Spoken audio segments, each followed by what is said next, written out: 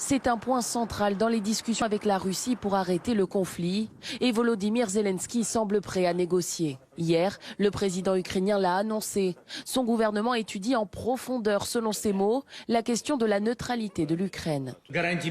Les garanties de sécurité et la neutralité. Le statut dénucléarisé de notre État, c'est le point le plus important. Nous sommes prêts à l'accepter.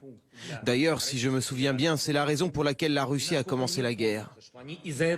Ce point de négociation devra toutefois être soumis à un référendum, a précisé le président ukrainien, qui exige aussi des garanties. La question devrait en tout cas être évoquée et débattue aujourd'hui ou demain en Turquie, où se tient une nouvelle session de négociation. De son côté, la Russie a annoncé avoir rempli ses objectifs et concentre désormais ses efforts sur le territoire du Donbass. Dans l'ensemble, les principaux objectifs de la première phase de l'opération ont été achevés. Les capacités de combat des forces ukrainiennes ont été réduites de manière importante, ce qui nous permet de concentrer le gros des efforts sur la réalisation de l'objectif principal, la libération du Donbass. Mercredi dernier, la Russie avait évoqué l'Autriche et la Suède comme modèle de neutralité à suivre pour trouver un compromis. Modèle qui oblige notamment ces pays à n'adhérer à aucune alliance militaire. Une idée que le président ukrainien avait rejetée.